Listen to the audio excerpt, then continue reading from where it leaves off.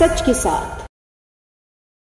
नमस्कार, city Varanasi live में आप सभी का स्वागत है। मैं हूं अमित मिश्रा। वासंतिक नवरात्र के चौथे दिन माता रानी के गौरी स्वरूप श्रृंगार गौरी और शक्ति स्वरूपा माता कुष्मांडा के दर्शन कर भक्त निहाल हुए। वासंतिक नवरात्र के चौथे दिन माता रानी के गौरी स्वरूप श्रृंगार गौरी और शक्ति स्वरूप माता कुष्मांडा के दर्शन की मान्यता है। मंगलवार को दोनों देवी दरबारों में आस्थावानों की भीड़ उमड़ी। श्रृंगार गौरी का मंदिर विश्वनाथ धाम परिसर में ज्ञानवापी मस्जिद के पीछे होने से सुरक्षा के कड़े बंदोबस्त किए गए थे।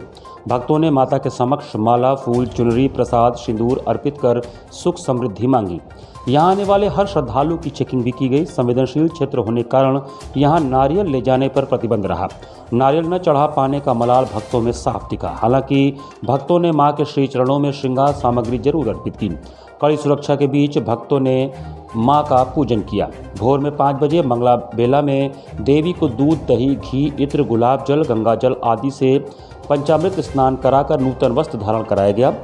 उधर दुर्गाकुंड स्थित माता कुष्मांडा के दर्शन के लिए भी सुबह से कतारें लग गई थी। भोर में 4:30 बजे देवी का विधिवत पंचामृत स्नान हुआ। दूध, घी, गुलाब जल, विविध प्रकार के इत्र, गुलाब जल, केवड़ा जल, देशी चीनी, पंचमेवा से देवी का अभिषेक किया गया। देवी की मंगला आरती में भक्तों का हुजूम उमड़ पड़ा। पूरा परिसर देवी के जय घोष से गूंजता रहा। आरती के पश्चात भक्त पंचामृत और आरती लेकर निहाल हो गए।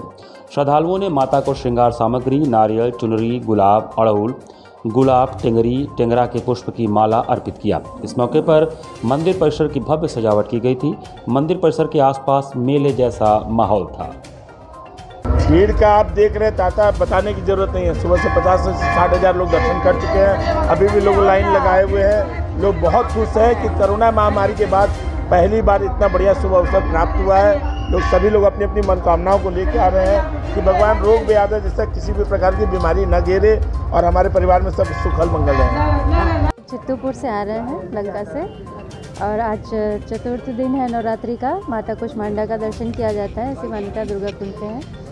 और माँ हम सभी को सुख समृद्धि और धन वैभव से परिपूर्ण रखें, हम सबकी रक्षा करें, विश्व का भी कल्याण हो, लोगों का कल्याण हो।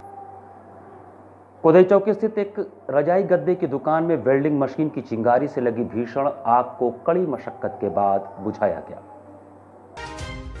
दरअसल थाने से चंद कदम दूर स्थित कोदई चौकी में मंगलवार को रजाई गद्दे की दुकान में भीषण आग लग गई। इससे भीड़ भरे बाजार में अफरा तफरी मच गई। सूचना पर पहुंची अग्निशमन 4 गाड़ियों की मदद से समय रहते आग पर काबू पाया गया। आग थोड़ी और फैलती तो पूरा बाजार इसकी चपेट में आ गया होता। आग लगने की वजह दुकान में हो रही वेल्डिंग की चिंगारी को बताया जा रहा है। लाखों के नुकसान का अनुमान है। आग बुझाने में दुकान मालिक झुलस गया है। गिरजाघर के रहने वाले दिनेश केसरी, रमेश केसरी, राकेश केसरी की कोदई चौकी में केसरी कॉटन कंपनी नाम से दुकान है। अमित रत्न मुखर्जी के 2 मंजिल मकान के भूतल में मौजूद दुकान में बड़ी मात्रा में निर्मित अर्धनिर्मित रजाई गद्दे व कई तरह की रुई रखी हुई थी। प्रथम तल पर पास की ही एक दुकान का गोदाम है, इसमें भी बड़ी मात्रा में रजाई गद्दे रखे हुए थे। तीनों भाइयों की दुकान में पुराना नेम बोर्ड हटाकर नया लगाया जा रहा था। इसके लिए दुकान की बाहरी दीवार पर लोहे के फ्रेम को वेल्डिंग की जा रही थी। शाम लगभग 4 बजे वेल्डिंग से निकली चिंगारी दुकान में रखी रुई पर गिर गई, लेकिन किसी ने इस ओर ध्यान नहीं दिया। थोड़ी देर में रुई के ढेर में आग लग गई। जब तक दुकान मालिक व कर्मचारी कुछ करते, तब तक आग ने रजाई गद्दों के साथ ही रुई के अन्य ढेरों तक पहुंच गई। देखते देखते दुकान से ऊंची ऊंची लपटें उठने लगी। इससे पूरे बाजार में अफरा तफरी मच गई। आसपास के लोग दुकान में रखे सामान को बाहर निकालने की कोशिश करने लगे, लेकिन विकराल आग के आगे बेबस थे। बाइट सूचना देने के लगभग 20 मिनट बाद अग्निशमन दस्ते की 4 गाड़ियां मौके पर पहुंची। आग बुझाने में 2 घंटे से अधिक समय लग गया। गनीमत रही कि आग दुकान के ऊपरी तल पर मौजूद गोदाम तक नहीं पहुंची, नहीं तो पूरा बाजार इसकी चपेट में आ जाता। जिस समय आग लगी, दुकान में मौजूद 2 छत्ती में कर्मचारी फंस गया, लेकिन दुकान मालिक रमेश ने तत्परता दिखाते हुए उसे नीचे उतार लिया। आग बुझाने की कोशिश में रमेश का हाथ व चेहरा झुलस गया है। उनका कहना है कि दुकान में लाखों रुपए का सामान मौजूद था। नुकसान का आकलन किया जा रहा है। वहीं मौके पर पहुंचे दुकान मालिक के परिवारजनों का रो रो कर बुरा हाल रहा। ये कहा जाए तो मानव जनित लापरवाही है। यहाँ पर ये इसमें वेल्डिंग करा रहे थे, कुछ ऊपर एंगल पे और उसका शटर के करने को बिना सुरक्षित साधन के समुचित नहीं, और वो भी आग पकड़ने वाली है जहाँ रुई जैसी जगह पे, उसी में चिंगारी निकली है चिंगारी निकलने के बाद वो फिर आग पकड़ ली। और यही गनीमत है, बगल में और पीछे प्लास्टिक की दुकानें हैं, सब ये पाइप की, बिजली की, ऊपर ठीक बड़ा गोदाम है इसी रुई का, पर्दे का।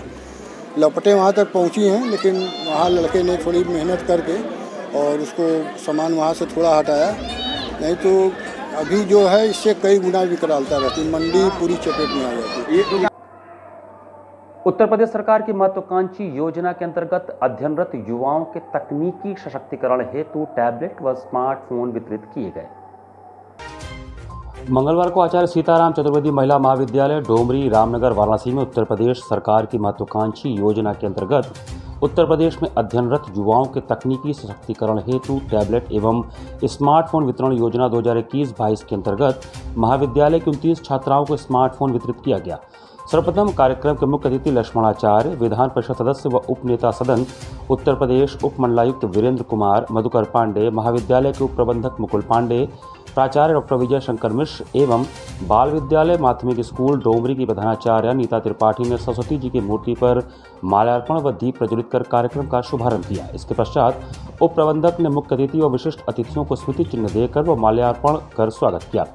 मुख्य अतिथि लक्ष्मण आचार्य ने महाविद्यालय की बीएससी व बीकॉम तृतीय वर्ष की कुल 29 छात्राओं को स्मार्टफोन अपने कर कमलों द्वारा प्रदान किया। उन्होंने कहा कि नवरात्रि के समय 9 देवियों की पूजा होती है, मगर यहाँ मैंने 109 देवियों की पूजा की है। उन्होंने कहा कि छात्राएं देश का भविष्य हैं व कोई भी ऐसा क्षेत्र नहीं बचा है जिसमें महिलाओं की भागीदारी न हो। विशिष्ट अतिथि वीरेंद्र कुमार ने छात्राओं को शासन द्वारा प्रदान किए गए स्मार्टफोन के बारे में जानकारियां प्रदान की।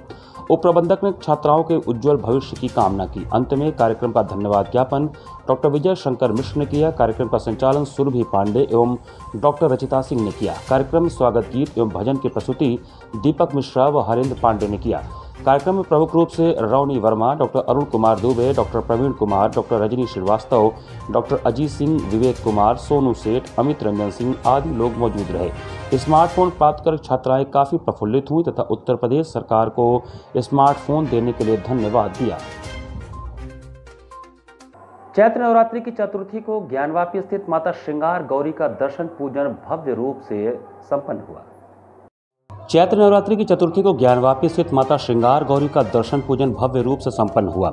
वर्ष में एक दिन के लिए खुलने वाले ज्ञानवापी स्थित माता श्रृंगार गौरी का दर्शन अब आम जनमानस के लिए वर्ष पर्यंत खुला रहने वाला है, क्योंकि यहाँ के सांसद प्रधानमंत्री नरेंद्र मोदी, मुख्यमंत्री योगी आदित्यनाथ व नगर के विधायक नीलकंठ तिवारी के प्रयास से यह सुलभ हो पाया है। इस कारण आज की यह दर्शन यात्रा आभार यात्रा के रूप में निकली, जिसमें काशीवासी हाथों में धन्यवाद व आभार लिखा पोस्टर लिए हुए थे। चौक स्थित चित्रा सिनेमा के पास सभी भक्तजन एकत्रित होकर हाथों में पूजन सामग्री, माला, फूल, प्रसाद, नारियल, ध्वज लेकर माता की जयकारा करते हुए गुलशन कपूर के नेतृत्व में ज्ञानवापी पहुंचे। वहां पहुंचकर सर्वप्रथम माता का ज्ञानवापी कूप के जल से स्नान कराया गया, फिर गुलाब, अड़ौर, बेला के फूल से श्रृंगार किया गया। तत्पश्चात माता को सिंदूर अर्पण करके विविध मिष्ठान का भोग लगाकर आरती किया गया। इसके बाद सभी भक्त हाथों में नारियल लेकर मंदिर की परिक्रमा किए व नारियल चढ़ाया और माता रानी से विश्व कल्याण, कोरोना महामारी से मानव समाज की रक्षा व भव्य माता का मंदिर बने, इसके लिए प्रार्थना किया। प्रदेश राज्य उसी का ये निर्णय है कि नित्य प्रति पूजा प्रारंभ करवाई जाए। तो आपने जैसा कि देखा भी होगा, गेट नंबर 4 से जब अंदर एंट्री करते हैं, ज्ञानवापी के पास जो दीवार खड़ी होनी थी, प्रशासन के द्वारा उस दीवार को रोक दिया गया है। यानी माता श्रृंगार गौरी के उस स्थान की पूजा के लिए स्थान छोड़ दिया गया है कि वर्ष में एक बार खुलने वाले श्रृंगार गौरी माता का दर्शन आज से अनवरत के लिए हमारे देश के प्रधानमंत्री जी ने, मुख्यमंत्री जी ने और नगर के विधायक जी के प्रयास से प्रारंभ हुआ है। और इसके लिए आज हम सभी काशीवासी एक आभार यात्रा के साथ माता श्रृंगार गौरी का दर्शन पूजन करने आए।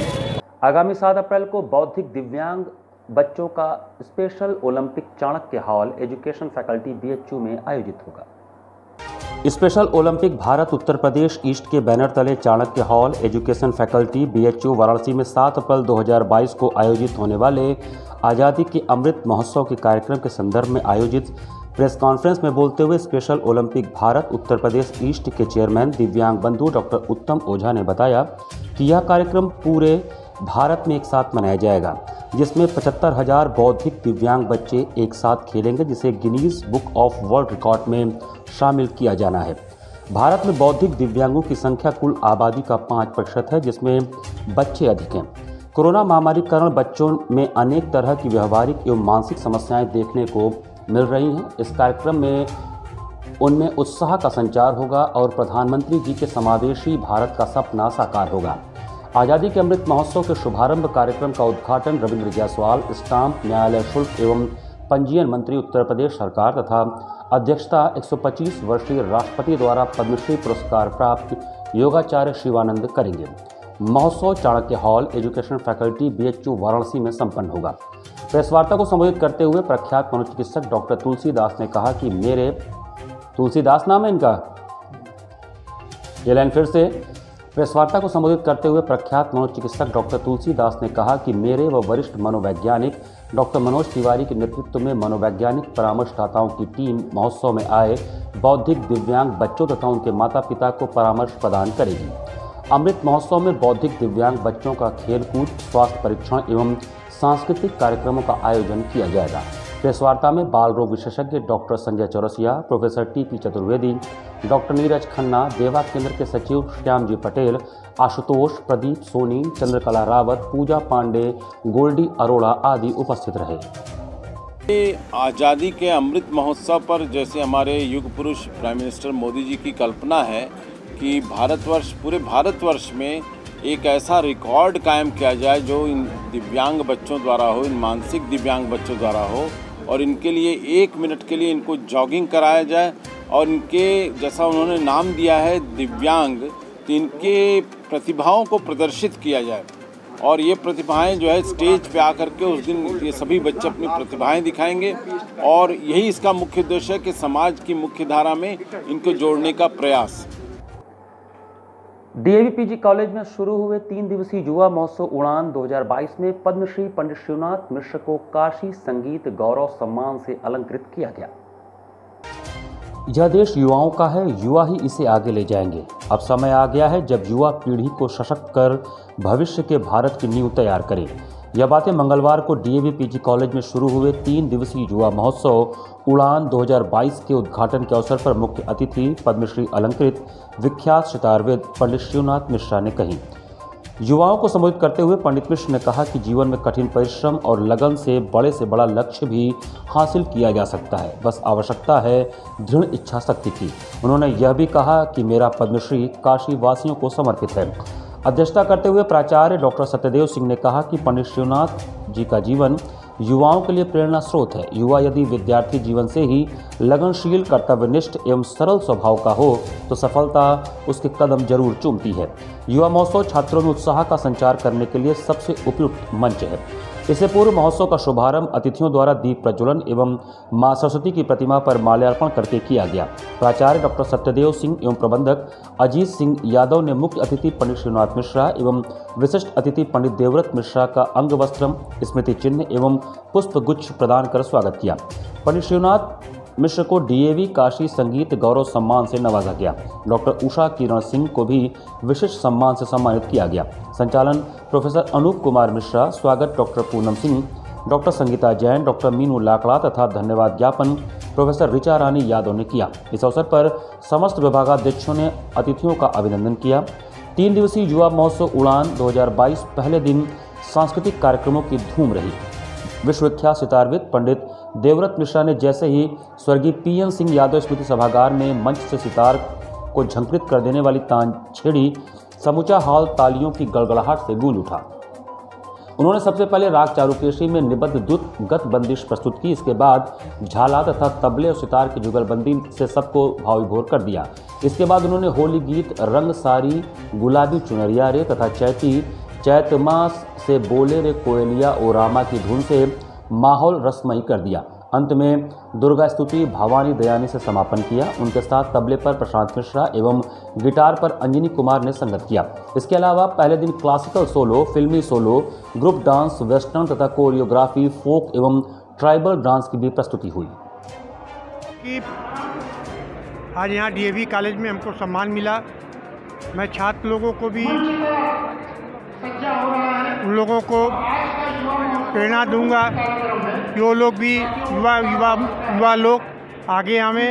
कि गुरुजी ने जिस तरह से अभी अपने आशीर्वचन में कहा कि संगीत की विधा जो इन्होंने सीखी थी, इन्होंने अपने पुत्र को दी, अपने शिष्यों को दी, अभी भी दे ही रहे हैं लगातार। वैसे ही इन्होंने जो अपने छात्रों से कहा कि तुम भी सीखो, तुम भी बांटो। जो बांटने की प्रथा इस देश में कम हो गई है, तो इनका कहना यह जो था कि वो बांटने की शुरुआत करो, तुम भी बांटो। कैशलेस चिकित्सा का शीघ्र लाभ मिल सके, इसके लिए विद्युत पेंशनरों ने अपनी आवाज बुलंद की। राज्य विद्युत परिषद जूनियर इंजीनियर संगठन उत्तर प्रदेश पेंशन प्रकोष्ठ पूर्वांचल का 8वां वार्षिक महाधिवेशन मंगलवार को पूरी भव्यता के साथ स्थानीय सगुन लान में संपन्न हुआ।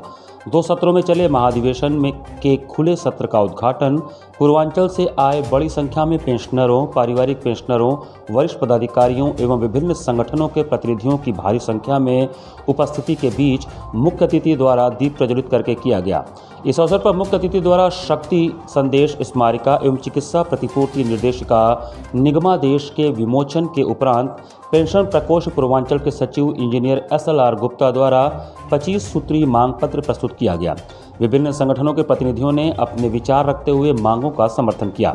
वक्ताओं ने जोरदार ढंग से कैशलेस चिकित्सा व्यवस्था को तत्काल लागू करने की मांग की। कैशलेस चिकित्सा सुविधा दिए जाने, चिकित्सा भत्ता बढ़ाने एवं इसके नियमित भुगतान तथा अन्य सभी प्रकार के बकायों का शीघ्र भुगतान किए जाने की प्रमुखता से मांग उठाई गई।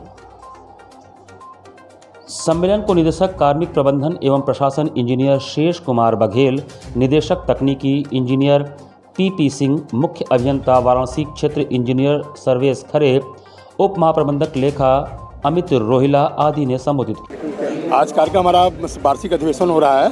हर साल 8-10 साल वार्षिक होता था उनका, हमारा जो है फिर कोरोना की वजह से जो है इधर 2 साल नहीं हो पाया था। हमारा वार्षिक अधिवेशन हो रहा है पूर्वांचल का, पेंशन प्रकोष्ठ पूर्वांचल। इस बार क्या प्रमुख मांगे रखी गई? प्रमुख मांगे हमारी चिकित्सा संबंधी हैं, कैशलेस चिकित्सा संबंधी। हमारे जो मेंबर हैं, हमारे साथी सदस्य जो हैं, ये 60 साल से ज़्यादा उम्र के हैं, 80 साल से 90 साल तक के हैं उसमें। और वो लोग जो है तमाम बीमारियों से और तमाम वृद्धावस्था की जो दिक्कतें हैं उनसे सामना कर रहे हैं। तो उनके इलाज के लिए और उनके उसके लिए जो है कैशलेस व्यवस्था हो जाए, जो हॉस्टल में अपना कार्ड दें, अपना परिचय पत्र दें और उनका जो है इलाज संभव हो सके बिना पैसे के। जो दुर्गाकुंड स्थित धर्म संघ में नव संवत्सर के अवसर पर हनुमान ध्वजा प्रभात फेरी समिति द्वारा प्रभात फेरी निकाली गई। दुर्गाकुंड स्थित धर्म संघ से नव संवत्सर के अवसर पर हनुमत ध्वजा प्रभात फेरी समिति द्वारा प्रभात फेरी निकाली गई। यह प्रभात फेरी धर्म संघ से प्रारंभ होकर गुरुधाम कॉलोनी, रविंद्रपुरी, दुर्गा मंदिर, त्रिदेव मंदिर होते हुए संकट मोचन पहुंचकर समाप्त हुई। इस यात्रा का शुभारंभ पद्मश्री से सम्मानित शिवानंद महाराज ने किया। इस प्रभात फेरी में सैकड़ों की संख्या में महिलाएं व पुरुष हाथ में ध्वज पताका लेकर चल रहे थे। सभी लोग एक स्वर में बजरंग बली के नारे लगा रहे थे। नारों से क्षेत्र गुंजायमान हो रहा था। जिधर से भी ध्वज यात्रा गुजर रही थी, देखने वालों का तांता लग जा रहा था। इसी के साथ सिटी वाराणसी लाइव का यह संस्करण हम समाप्त करते हैं। मुझे दीजिए आज्ञा। नमस्कार।